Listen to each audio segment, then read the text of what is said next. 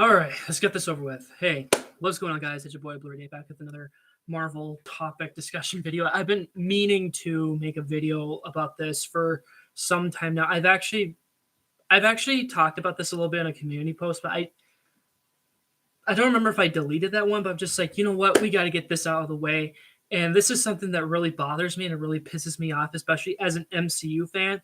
So for those of you who are actually new, the MCU is short for the Marvel Cinematic Universe, which is Disney's Marvel. If you want to call it that, or if you just want to call it Marvel Studios, that's okay. Um, like for us fans in the Marvel community, like we welcome newcomers, especially. But for those of you who are filthy casuals and don't like, if you're ignorant and a narcissist when it comes to MCU, like you don't want to watch all the MCU projects, then freak you. Um, anyways, I don't want to talk about just the MCU, right? I want to talk about, I guess, like Marvel in general when it comes to the movies and TV shows. Okay, I do want to start off with this. It really does piss me off. I have met people again who are egotistical, and the only Marvel movies they watch are the big ones, but they don't consider watching the previous Marvel movies. And they always give me a snotty attitude, if you will. They're like, "Oh, well, I'm not gonna watch everything like you do." Like, shut up, Karen. Nobody cares what you think.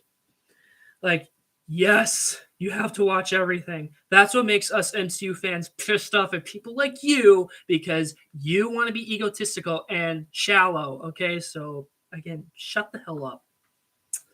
So I have some stuff here to help you guys out. You Karens, Kevins, Kens, normies, whoever you are, that you're such little brats, okay? Especially like grown ass adults who are just they really pissed me off.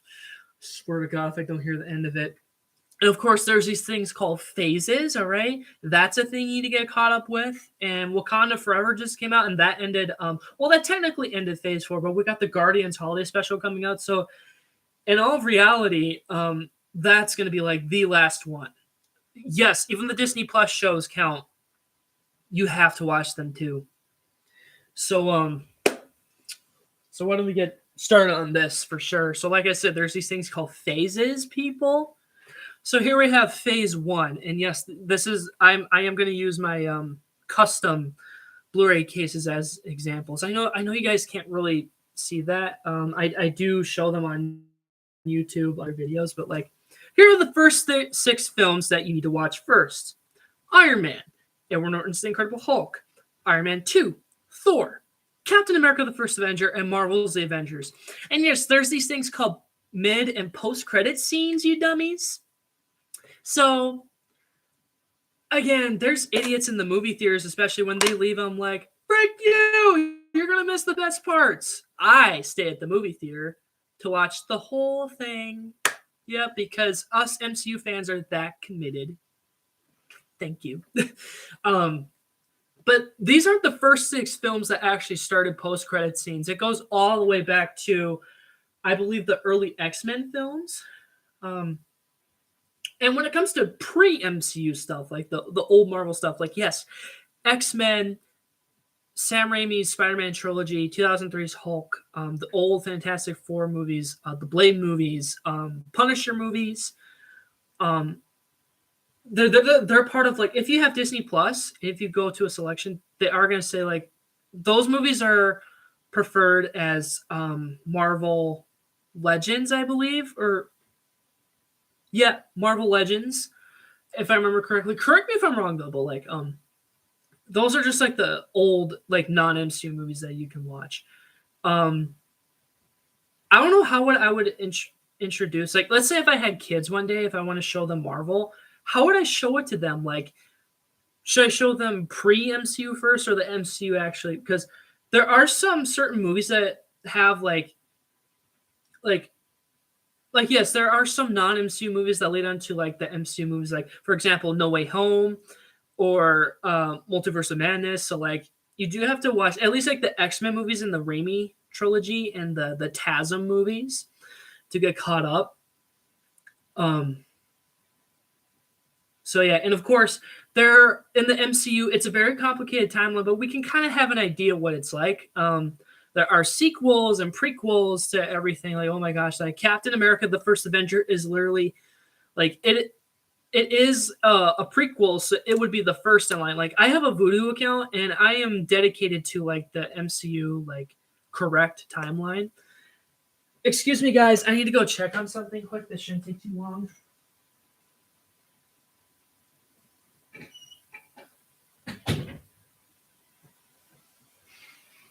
See, there I am. What did I tell you? And yeah, some of these MCU movies, they have like post-credit scenes that are actually trailers. Like, for example, the first Avenger. At the very end, they do show like a clip for sure, and then they show the trailer for the Avengers. And they did that with No Way Home too, the theatrical cut.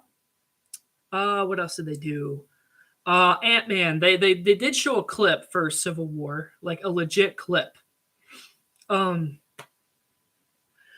Some of these MCU movies don't have post-credit scenes. Sometimes they're mid. But if you're going to watch any Marvel movie in general, like, I would advise you to just go through all the credits through every movie just to get better context. Disney Plus would offer like a skip credits button. I don't know if they do that for like both the mid and end credit stuff. I know Guardians 2 has a crap ton of mid-credit scenes for sure, but just like take my word for it, guys. And of course, we have to accept retcons, which means like they either put something in there that is canon or they pulled something out that is not canon.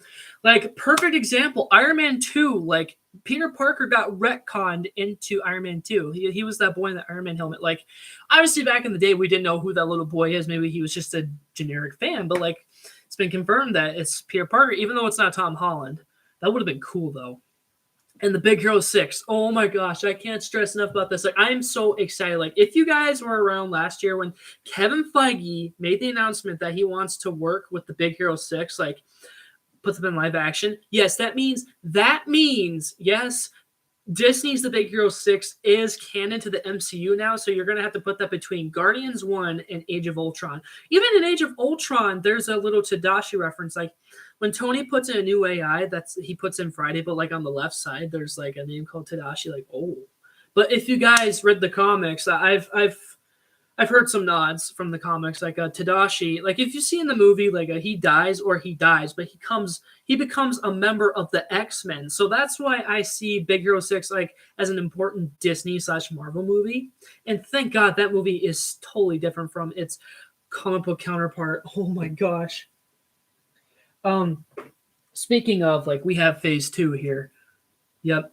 So you have Iron Man 3, Thor: The Dark World, Captain America: The Winter Soldier, Guardians of the Galaxy, Big Hero 6, Avengers: Age of Ultron, and Ant-Man. Yep. So make sure to add Big Hero 6 into there. I'm pretty much showing you guys the Infinity Saga. That's phases 1 through 3, and then you know what phase 4 is like. So here we have phase 3 here. I'm trying to find a case where I can put all 11 films in there, including the bonus discs. So here I have like the first case. So I have Captain America: Civil War, Doctor Strange, Guardians of the Galaxy Volume 2, Spider-Man: Homecoming, Thor: Ragnarok, and Black Panther. Here's the second case. We have, Marvel did release Infinity Saga trailer after like Far From Home came out.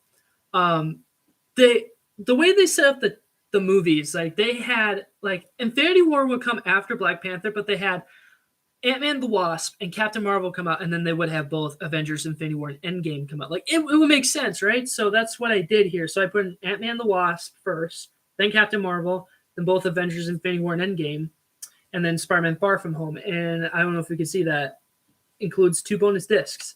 That includes the Target exclusive bonus disc for Homecoming and the Endgame bonus disc. Like whatever version you get from Endgame, whether it's the regular Blu-ray or 4K, you're gonna get the bonus disc. And of course, there's some of the ABC shows. Like in the Marvel Studios book, they have confirmed that Marvel's Agent Carter is still canon to the MCU, which is great because I love that show. Unfortunately, though, with Agents of Shield, it's not canon anymore. It did start out as canon, but then unfortunately, with the whole multiverse concept, which by the way, I love the whole multiverse concept. Um, I mean, could Avengers 5 and 6 reintroduce Agents of Shield and they could like explain what they've been doing? Like maybe they can confirm that. I don't know.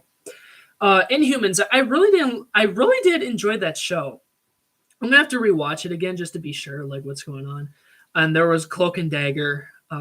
So yeah, the ABC shows that are not canon anymore, as far as we know, Agents of Shield, Inhumans, Cloak and Dagger, and The Runaways. Um, I mean, I try to get caught up with like all things Marvel, if you will. It just depends on what I'm interested in. Now, the Netflix shows, oh my gosh. At least 4 out of 6 of them are really good.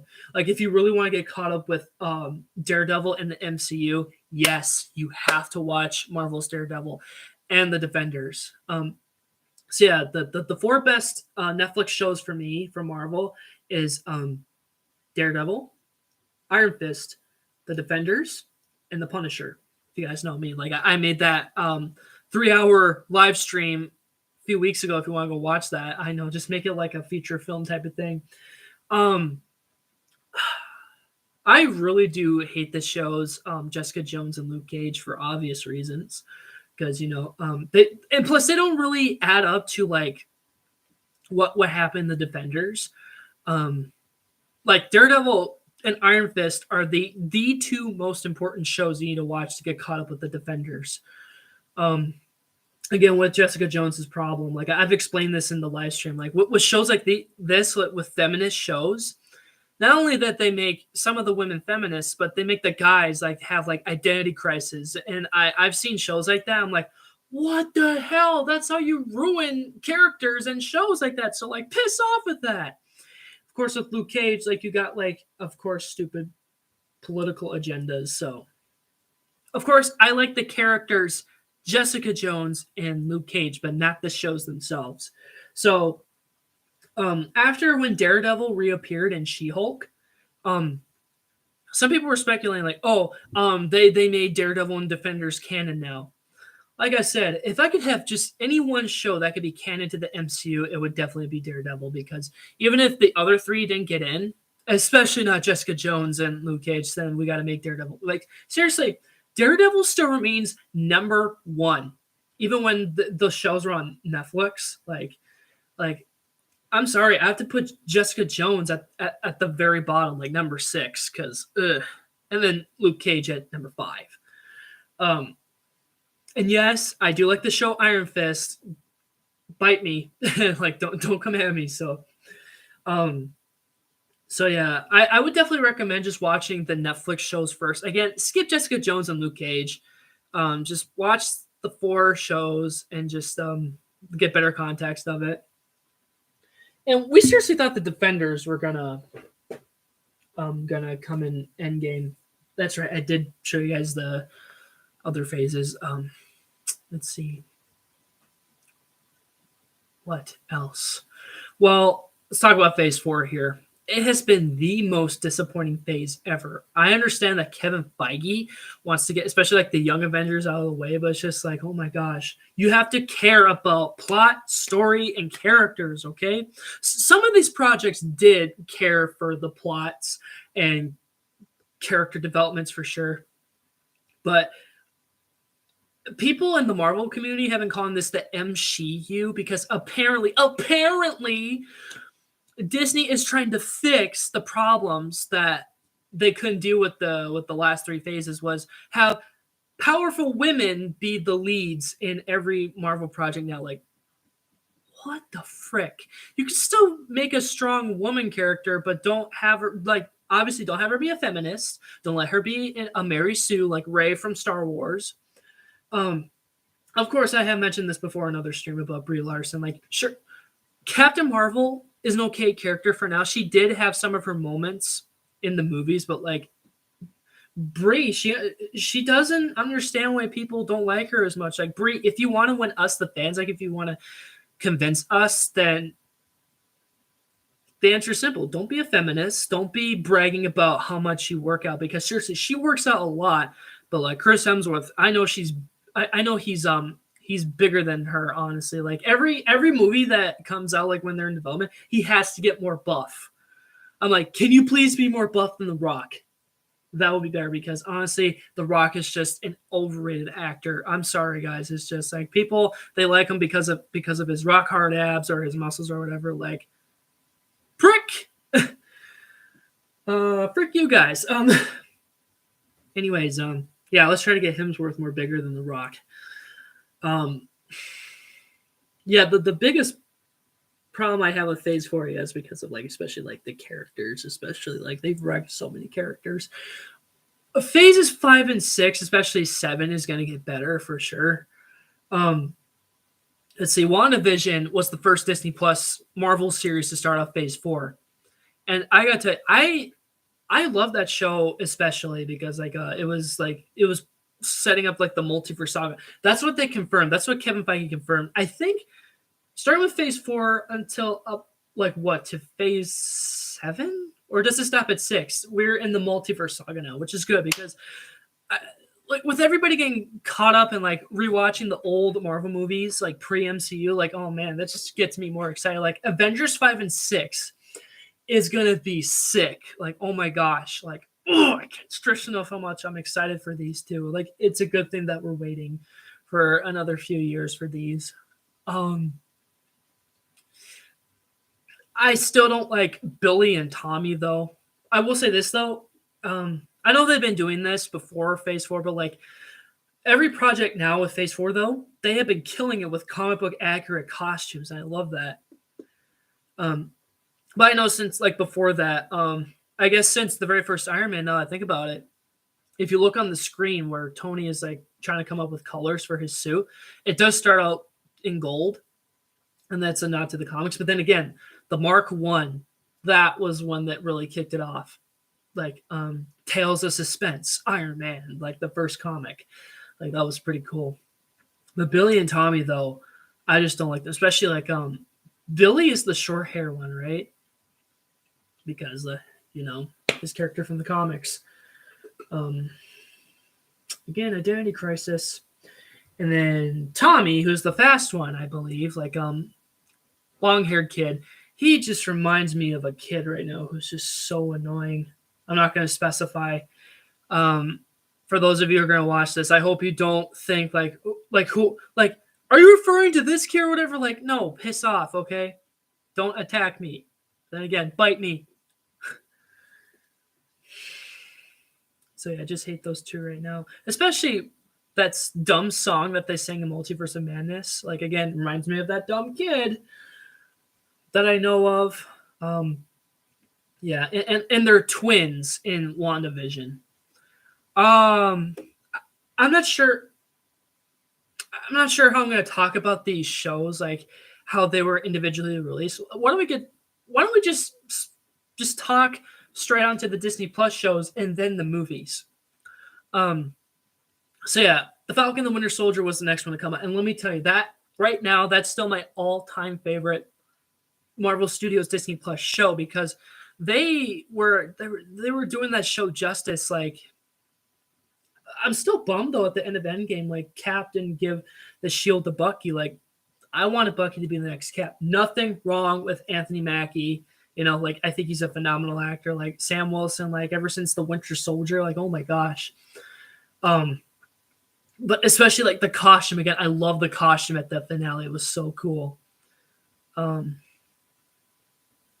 Yeah, and the power broker apparently turned out to be Sharon Carter, and I know that I didn't know this until recently, but that's setting up for another movie called The Thunderbolts, and that's another movie I'm excited to see happen. So, all right,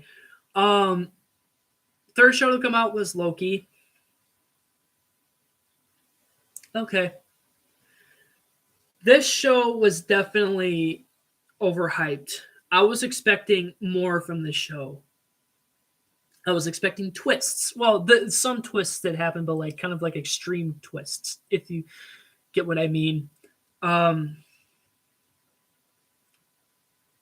Because Loki is a frost giant, at the end credits they say like his gender is was it like fluid or whatever the hell they call it. Like, what? Like, you're saying that because he's a frost giant, like he's made of ice? Like, oh my gosh. Just like end me now. The hell. At least the finale. Okay, the premiere and the finale episodes were good. Especially the finale. Like,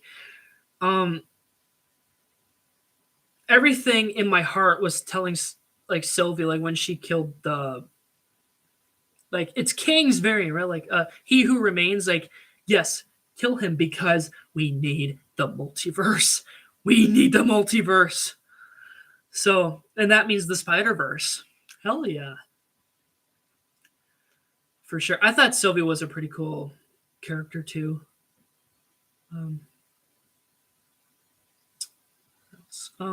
Now Marvel's What If. This was our very first Marvel Studios animated series, and it's good because it may look like it's driven for kids, but it's not really. It's TV-14, which means you're going to expect some adult themes, and that's what makes me excited for Marvel Zombies, because that's going to be the very first Disney and Marvel Studios mature audience show, and I can't wait.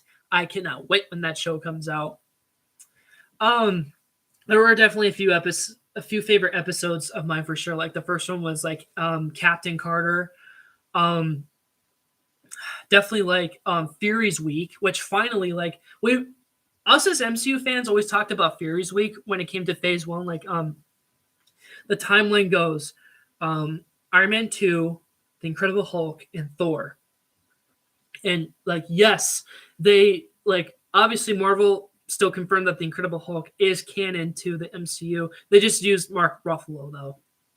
But why couldn't they ask Liv Tyler to come back to voice Betty in that episode? Like, that would have been cool. I was expecting Betty and Ross to come back in She-Hulk, because when you have a project like that, you gotta involve Betty Ross and Thunderbolt Ross.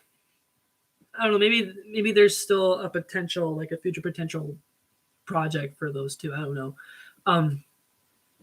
Yeah, and I definitely enjoyed the What If Zombies episode for sure. And there was a couple episodes that were leading up to the finale, but they skipped one episode. I don't know what was the specific reasoning for this, but like when the Watcher recruits Gamora, like if she was the Mad Titan herself, but she was like for good, obviously, like she wore the gold armor, and Tony landed on Sakaar. Like, what if he landed on Sakaar after the nuke in the Avengers, and like he made his own Hulkbuster suit? They skipped an episode, so I'm hoping in season 2 they'll like cover that and give us a better explanation.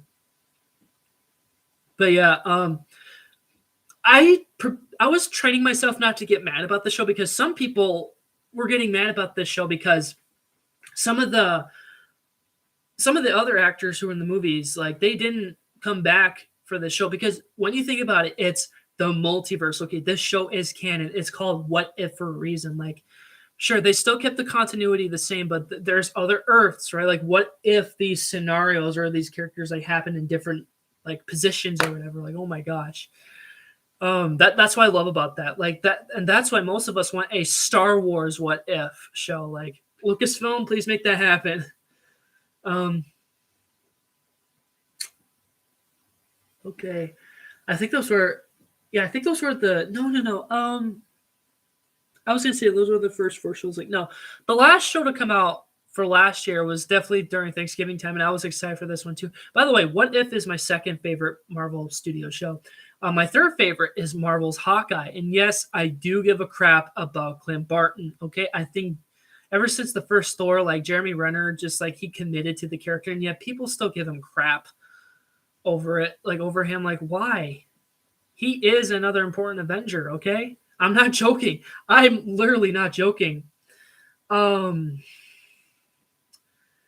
And the watch hours for that show, what did they say? I watched the new Rockstars, and they said like, what, 37 plus. So like, you're welcome, Disney. Like, if me and my dad didn't watch that show, like I think the views would be 0. So like, I love that show. I genuinely love that show. And like, I remember I had a crush, right? I had a crush on Kate Bishop, who became a new Hawkeye, and I was like, Haley, like, wow, goodness. What else? Oh my gosh, oh my gosh. I can't stress enough about like the Kingpin, like Vincent D'Onofrio, like when he came back, like, oh my gosh, like again, you got to watch Daredevil to get a better context of both Matt Murdock and the Kingpin. Seriously, like when he came back, like he was the same. He had the same character of what he had in the show. Oh man. So that's what makes me more excited for Echo and Daredevil Born Again because with Marvel being so comic book accurate to the characters, apparently he's going to have an eye patch. He's going to be sitting down on a couch, like, but I'm pretty sure he's going to have more involvement in Born Again. Um, yeah. What am I saying? That was such a stupid like question. Like now you guys can come at me like, what? How can you say such a thing like that? Like, what the like? I'm sorry, guys. I'm just going all over the place. So those are our first 5 shows that we've had in 2021. Now this year, we started with Moon Knight, and people were saying like, "Oh, this is supposed to be like a Stephen Amell Green Arrow type show," and it was in a way. It was like a really darker show, which I loved. But unfortunately, not knowing Moon Knight's background, sure, I like the character, but like, of course, it has to go back to Egypt and like all like the ancient Egyptian gods. Like gods need to be involved. Like, give me a darker character that doesn't have that dark of a background. I don't even like Ethan Hawke's character in there. Like he's claiming that he's like this messiah, if you will, that he gets to decide whether people get to go to heaven or hell, and whether there's innocent people right now. He sees their future like, hey, you're gonna go to hell now. Like, well, he doesn't say that, but like, he kills people too, but he feels bad about it. But like, at least there's a villain that has some sympathy, right?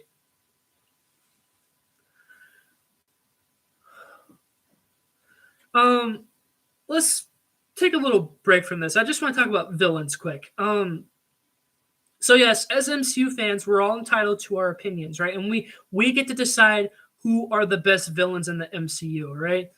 A lot of people would say like, "Oh, Loki is like." Not really, no. The number one spot goes to Thanos. Like Josh Brolin, like, oh man, like how can you not love his performance as Thanos? Like he's so scary and intimidating, and that's what makes him a really cool villain. And he's always honest. But my beef with 2014 Thanos when he goes to the year 2023, he makes 2018 Thanos suck. Like without the gauntlet, like 2014 Thanos is just like even more powerful. Like he's worthy. He picked up Stormbreaker. Like, oh hell no, you don't do that. Why? Because he's honest and all that, and he's worthy in his timeline like that. Like, no, you don't do that. So Thanos is still the number one best villain in my opinion. Loki would have to be number 2. What's number 3 for me? Oh my gosh, what would have to be number 3 out of all the villains in the MCU?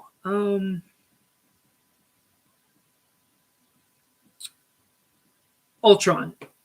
Ultron, because James Spader, when he played Ultron, oh my gosh. I know that movie is very underrated now and overhyped, but I like to watch it every once in a while.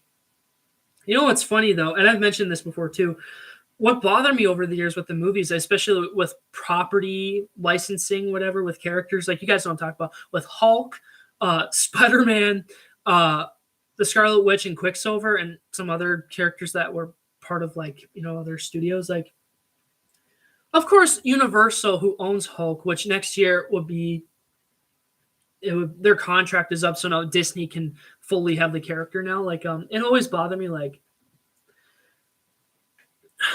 I said, I'm rambling here, like going over the place. Like, sure, Universal and Disney did come up with agreement to let Disney have Hulk, like use Hulk in their projects, but they can't make a solo outing until they have the character. Or if Universal decides to make another solo outing, like it still bothers me to this day. Like, and why did literally She-Hulk could have changed the finale, like bring back Edward Norton, like how she changed things. Like I kind of gotten used to Mark Ruffalo but like Edward Norton will always be my Hulk, my number one Hulk. And I'm still defending that movie to this day.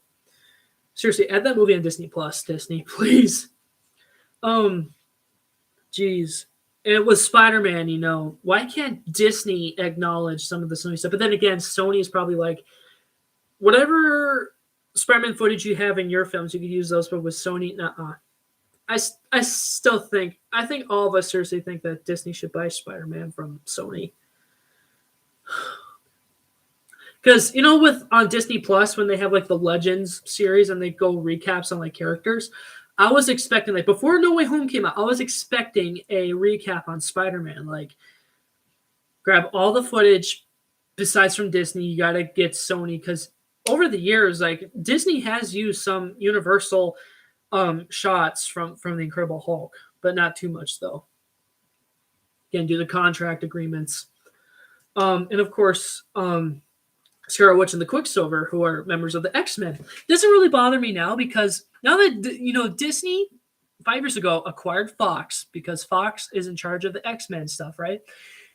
It hasn't really bothered me that much anymore, because, with Scarlet Witch and these projects, like, it has grown on me. Like, I've forgotten, like, she's like a Fox property. Like, she's an official Disney character now. But there's still that little side of me is like, you know what? She's still a member of the X-Men, and I know she didn't really die in Multiverse of Madness. Like, if you're going to form the X-Men, she has to come back. And please bring back Quicksilver. I love Aaron Taylor Johnson's version of the character. And I even own the action figure of him, if you've seen that review. Sure, Evan Peters' version of Quicksilver is funny, but, like, I wanted a Quicksilver that was, like, had a darker backstory, and which we got in Age of Ultron. And they kind of developed his character, too, a little bit in WandaVision, but we all know it's just an actor played by what's his name? His last name is Boner, so they had a Boner inside joke in there.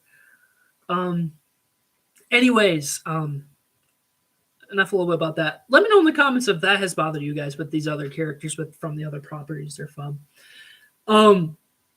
So yeah, I talked a little bit about Moon Knight, right? What other show came out after that? Because that show came out March.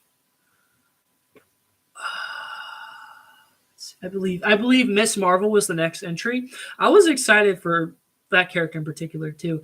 I thought it was okay. It could have done better. At least like the actress herself did such a phenomenal job. Now it makes me a little bit more excited for the Marvels, see what her character is going to be like. Her fighting alongside with Captain Marvel. Let's see what else came out. Well, how about, didn't the I Am Groot miniseries come out? And that show was pretty funny too. I need to show that to my dad because, me and my dad being big Guardians fans, like, how can I not? I'm pretty sure he's going to enjoy the holiday special too. With Guardians 3 coming out next year, like, yes, let's go. Keep supporting Chris Pratt for good and obvious reasons. Let's go. For all the real Christians out there who get my drift. And of course, the latest entry that we've had for the MCU was She-Hulk, Attorney at Law. And remember, Attorney at Law wasn't added in until the trailers start coming in. Like, oh my gosh. When they announced that back in 2019, I'm thinking like, wow. But then again, like Universal, they own everything Hulk related, not just the Hulk. Like they have She-Hulk and everybody else, but like, again, with Universal, they're letting Disney off the hook because, the contract negotiations. Let's see. I'm pretty sure most of you guys were excited to go into that show just because of Daredevil. That was a huge surprise for me before the show came out. Like, yes, like it says Attorney at Law. That means Matt Murdock has to be involved because he is a lawyer too. So what got me interested in this show was because I figured it'd be a perfect homecoming scenario for this show. Like, it could be a perfect excuse for like Bruce Banner and Betty Ross and then Thunderbolt Ross will come back to reunite because honestly, hang on. It's unfortunate though that it still hurts me to this day that William Hurt died early on this year. So like, I really thought like people were saying, oh, this is going to be the last time that we'll see William Hurt play as Ross.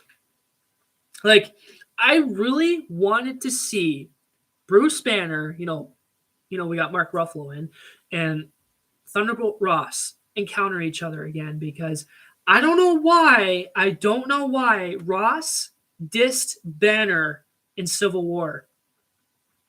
Just because you're the Secretary of State, that doesn't mean you have to turn your back on a person like that, an individual like that, because you think after at the end of Incredible Hulk, he would change his ways, like his perspective on Bruce, but nope, he's still property of the U.S. government apparently. So, but I did like in the finale how Banner and Abomination had a little like fight to fight combat again. Like, oh my gosh, that was only for a little bit, but Hulk King, are you kidding me?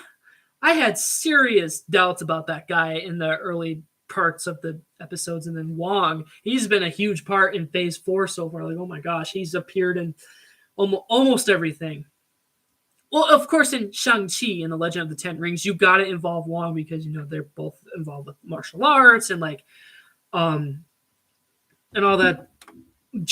Not junk, but like you guys know what I mean. But Wong is a pretty cool character. Let's see what else. Daredevil. Yes. I'm happy I got to watch Daredevil and the Defenders to get a better context of the character, and it just made me so happy to see him. Like, I love seeing this comedic side of Daredevil because I know a lot of Daredevil fans are pissed because, oh, he's not supposed to be funny. He's supposed to be dark and brooding. If you guys remember in the comics, okay, he's a two-sided coin, 50-50. He could be both angst and comedic. But I do agree with you guys on one thing, though. When it comes to Born Again, right? And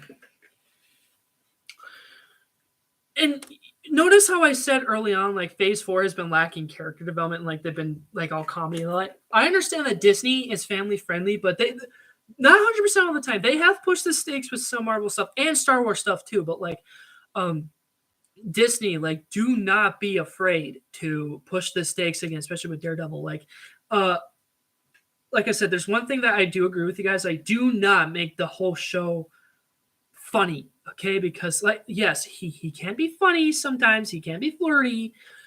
Please bring back Deborah Ann, who played Karen Page, because oh my gosh, for those of us in the Daredevil community, we love Karen Page. Like, even seeing her in the Punisher, oh my gosh, like, yes, Karen, oh, love you, girl.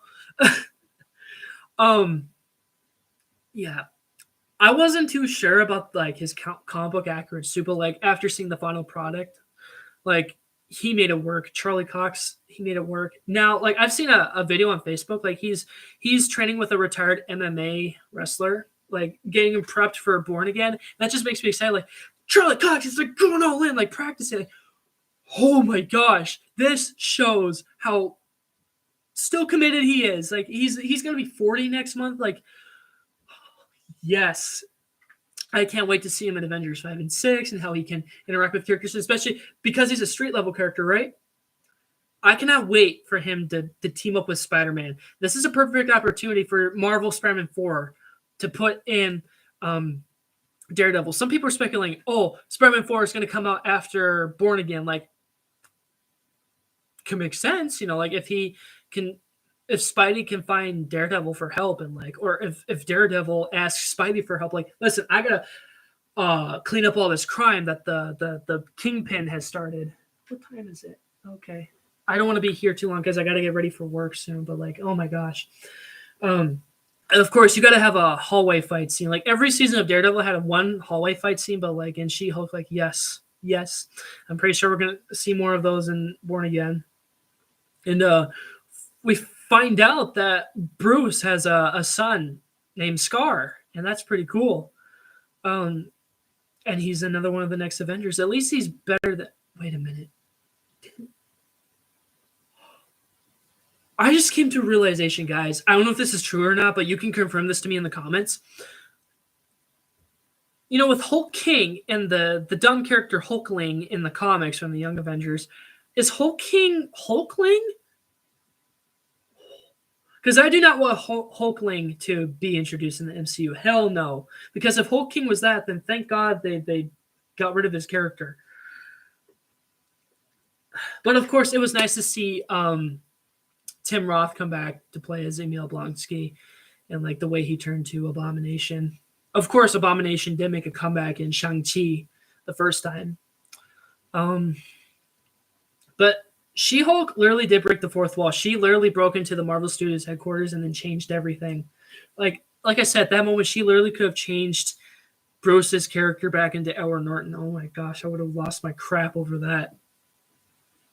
Okay, now we've talked a little bit about the Disney Plus shows. Now let's talk a little bit about the movies. I don't want to go too in depth in here, but I'll try to get some out of the way. Black Widow. This was a movie that was highly anticipated. Like everyone was speculating, like, oh, this movie is going to be rated R because of her backstory. But no, fortunately or unfortunately, her story takes place right after Civil War. Like we were expecting a Black Widow movie that was pre-Avengers, like her darker story when she used to be like a really dark assassin, you know. I think her contract with Marvel is still going strong, I believe, but after what happened last year, but let's not get into that. Hopefully she'll have a trilogy because we need a proper Black Widow movie, okay? So yeah, Disney, again, don't be afraid to push the stakes. So I know you have some mature content coming up for your stuff for Disney, not just Marvel or anything else like that. Just yeah, just do what you gotta do. Just don't make a lot of things family friendly, okay? Just like um like to the point where the kids can enjoy them, but at the same time, us adults can enjoy them too. Because I'm happy I'm at the age now where like I can criticize Phase 4 more, and like I guess the MCU going forward. But Born Again is definitely my main concern for the MCU right now. So imagine the merchandising sales. Oh my gosh, can't 2024 come here faster? um, what's his name? Who played the Red Guardian? Yeah, I'm gonna look up the actor. I used to have his name on lock.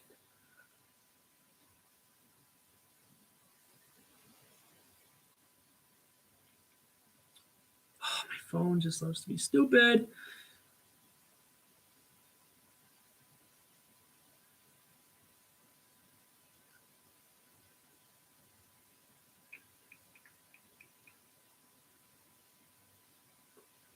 Jeez.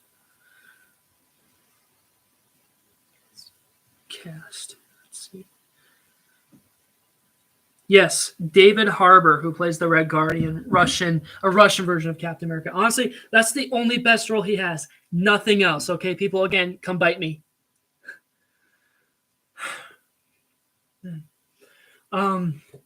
What else? What else came next? Shang-Chi and the Legend of the Ten Rings. Like this was a new character I was excited for, but I had no idea this character had some connection to Iron Fist. Like people were speculating, like, oh, is Iron Fist going to appear in Shang-Chi? Like, oh my gosh, that wasn't me, guys. But who knows? There could be an opportunity where Iron Fist could be reintroduced in the MCU. Hopefully, please bring back Finn Jones. I know he would love to be back for sure. Of course, like I said, that's where Abomination comes in. For a little bit, though. Eternals. Oh my gosh. See, this is why we have films like Rogue One that is 10 times better than this movie, because this was a very diverse film. Oh my gosh, and in a bad way. Especially Fastos. I hate Fastos for obvious reasons. The only good character that stole the show was Sprite. She's a kid, but she's lived long enough though, and she's like however old she is. But like I thought the actress herself is cute. So now the only best movie in Phase 4, and you guys know where I'm going with this. Freaking Spider-Man No Way Home. Yep, especially the extended cut. Now, I have made a review talking about the movie last December, so if you want to go check that out, go ahead. Oh my gosh. I can't. Like, I talk about this movie a lot. It's 10 out of 10. It's like easily the best Spider-Man movie. I do want to say this, though, guys. You got to appreciate Into the Spider-Verse. You can't say it's bad because it's an animation, or it does raise the stakes up. Like, I honestly want that movie to be PG-13 for sure, but don't say like, because they had like a pig version of Spider-Man, like Spider-Ham, which by the way, he's funny.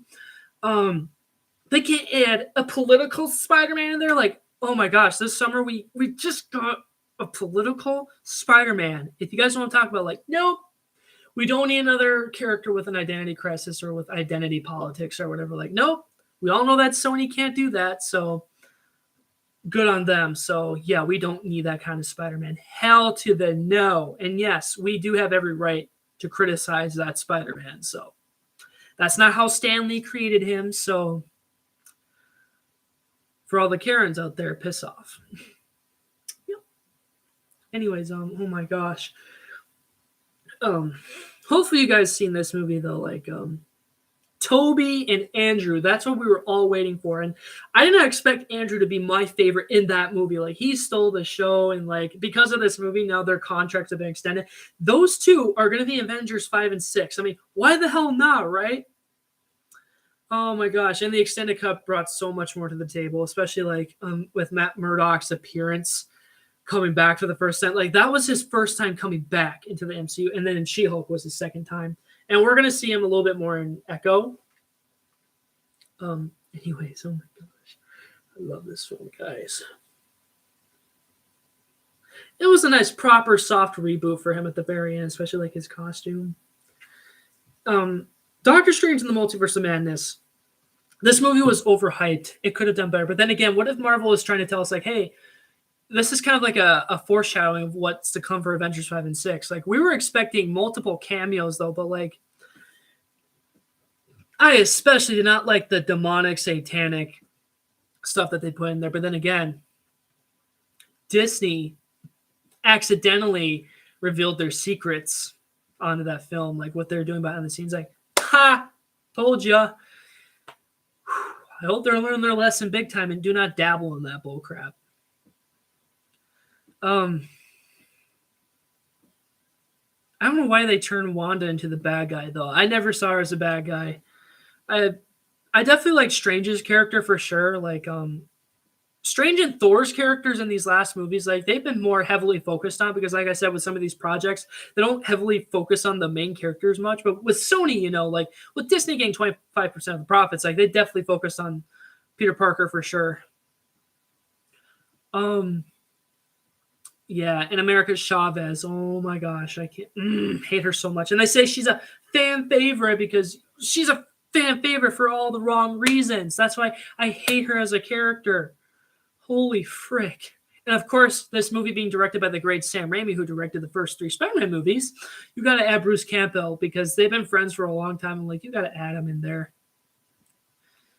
Oh, it's cool. But I did like Patrick Stewart's Professor X cameo in there for sure.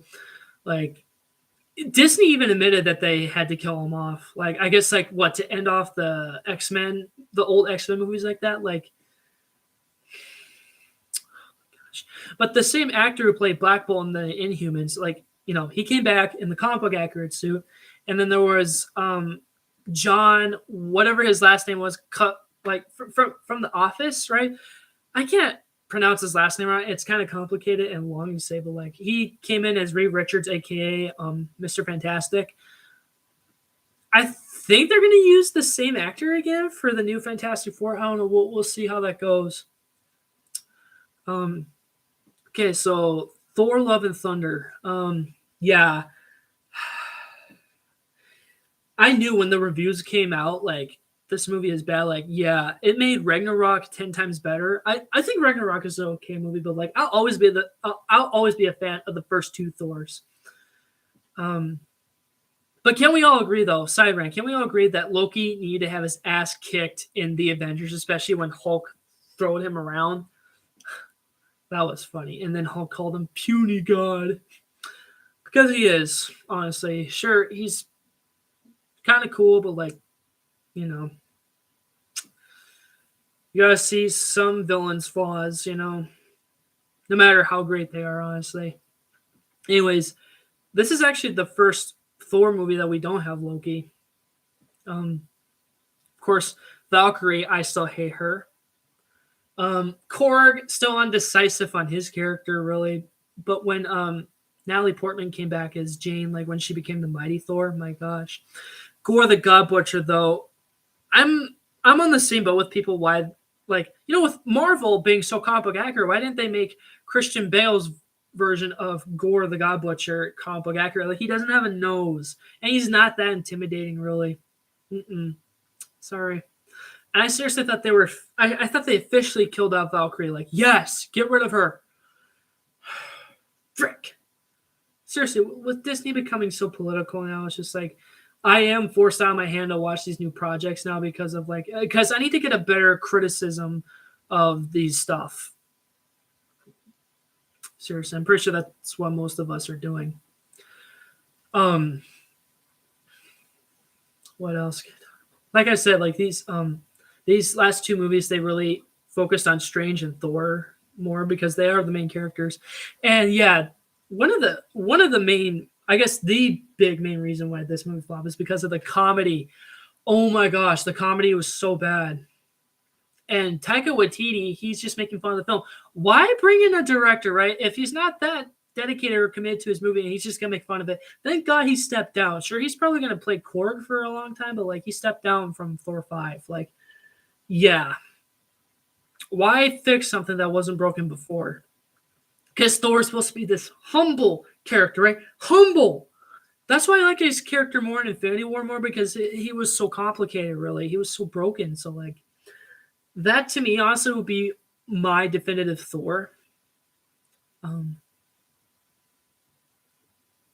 haven't seen Wakanda Forever yet, guys, but I'm just going to wait for it to come on Disney Plus. But, like, still, I think next year is going to be a better year for Marvel because we got Ant-Man the Wasp: Quantumania coming out, Guardians Volume 3. Were there other movies coming out next year? And what are the other Disney Plus shows that are coming out? I don't know. Those are the only two projects I know of that are coming out. But, like, you guys can let me know in the comments below. Anyways, oh my gosh, guys.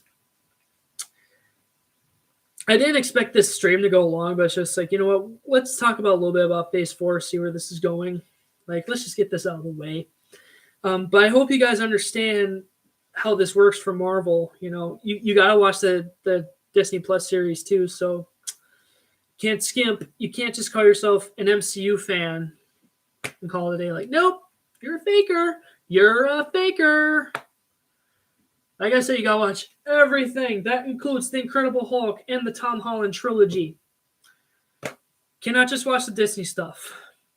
And like I said, there are some non-MCU films that you can watch, like the ones from the old days, of course. How many times do I have to be specific about this? All right, guys. Hopefully you guys enjoyed this, and hopefully you agreed with some of the points that I've said. Not 100%. I'm not expecting you to agree 100%, but like you got to admit these are the rules for Marvel. So anyways, again, thank you so much for watching. Please make sure to like, comment, and subscribe if you haven't already. Please turn the post notification bell to share my content if you haven't already. And big announcement. You know how I've always talked about, I want to talk about the films individually, starting with Iron Man. I am going to do that. I'm not going to do it every day, though, but this is going to be like a little twist. I'm going to buy one T-shirt from one movie off of Amazon to talk about the movies. And like just to make it more fun, right? Because I wanted to represent what the movie is. Like, sure, I can grab any colored shirt I want just to talk about the movies, but like, let's kick it up a notch, right? So yeah, that's gonna be exciting. So just I'll make an update about that when you expect the first episode, which will be Iron Man. So, all right, again, thanks so much for watching, and I'll see you guys in the next one. Thanks for buying. May the Lord be with you guys. Always up, guys. Peace out, guys. Excuse me, and remember, Avengers Assemble. All right, bye, guys.